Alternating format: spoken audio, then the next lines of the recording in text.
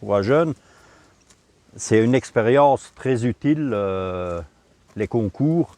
C'est pas nécessairement le premier prix, naturellement, ça fait beaucoup de plaisir. Mais comme je dis aussi, il y a 30 ans, le dernier, il avait une mauvaise bête. Aujourd'hui, le dernier dans une catégorie, ce n'est pas nécessairement une mauvaise bête. Parce que la qualité des animaux, elle a tellement augmenté. Et pour ça, il ne faut pas avoir peur.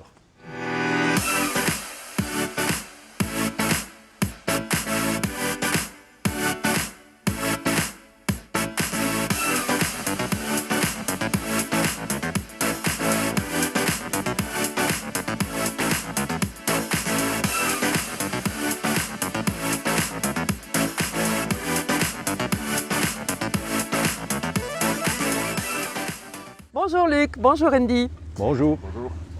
Depuis combien de temps élevez-vous des limousines? Ben, les premiers bovins, j'ai acheté en 89.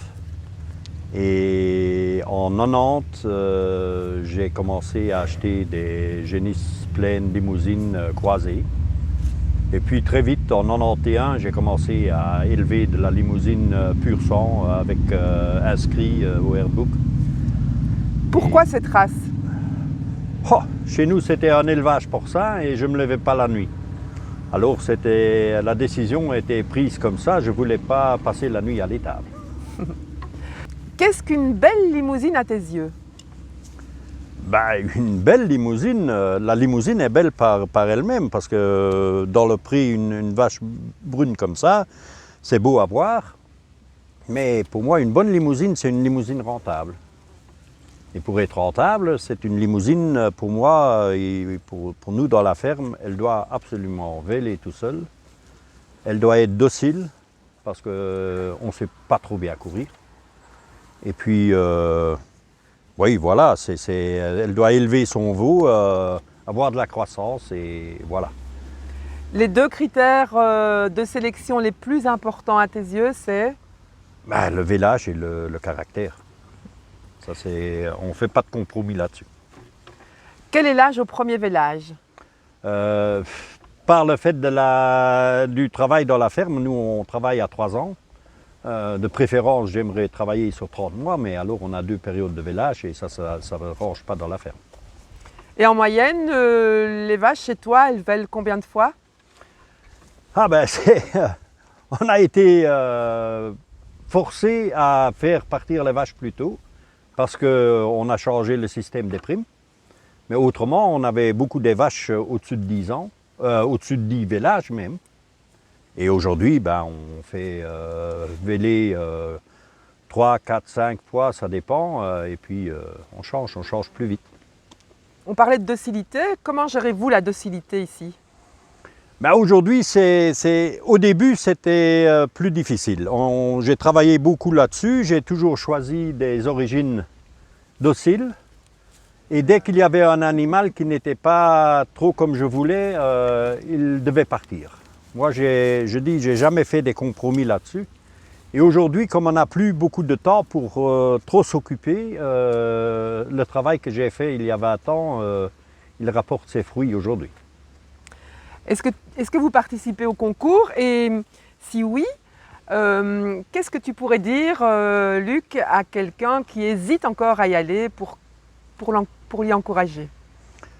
Voilà, moi j'ai l'âme des concours. Depuis tout jeune enfant, on avait un élevage de cochons, on allait au concours. Moi j'ai toujours aimé ça et encore aujourd'hui avec les bovins, j'aime bien ça. Voilà, pour moi, ça pour moi c'est très important parce que moi je choisis un animal dans mon troupeau. Je vais le placer au concours entre des autres animaux et là je vais regarder, je vais le comparer. Et avec ces images de comparaison, je retourne avec mon animal dans mon troupeau et je sais comparer les autres animaux à cet animal-là. Quels sont les débouchés ici à la ferme? Les débouchés, c'est une grande partie en élevage, donc des reproducteurs, des génisses, des vaches avec veaux, puis la boucherie. La boucherie, on finit tous les animaux, on ne vend pas d'animaux maigres. Est-ce que tu utilises l'insémination artificielle ou plutôt la monte naturelle? La monte naturelle, mais comme on fait le contrôle de performance pour avoir les chiffres exacts, on fait quand même un peu d'insémination. Mais en insémination, je travaille beaucoup des très vieux taureaux.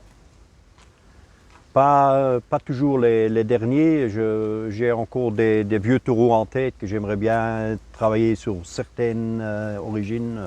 Voilà. Est-ce que tu trouves que la limousine est un animal exigeant? Non, moi j'ai choisi la limousine juste parce qu'elle n'est pas exigeante. La limousine, elle s'apprête à tous les systèmes d'élevage, à tous les systèmes de stabulation. Vous voyez ici les terrains, c'est pas la SB. Donc elle s'apprête bien ici aussi. On est quand même à une hauteur au-dessus de 500 mètres d'altitude. Et donc, non, nous, l'exigence, on a choisi parce qu'elle n'est pas exigeante. On travaille que des produits de la ferme. Voilà. Quels sont tes objectifs pour l'avenir ou bien quel avenir se dessine pour ton exploitation? Ben, l'exploitation, c'est une exploitation polyculture avec à côté de la limousine. Ici, Andy, c'est mon neveu, il est dans la ferme et le fils Jérôme, il est dans la ferme aussi. Donc l'avenir, je vais dire, c'est garanti, mais dans quel sens exactement? Et aujourd'hui, c'est plus comme dans le temps, quand nous, on était jeunes, on prenait une décision et c'était pour la vie.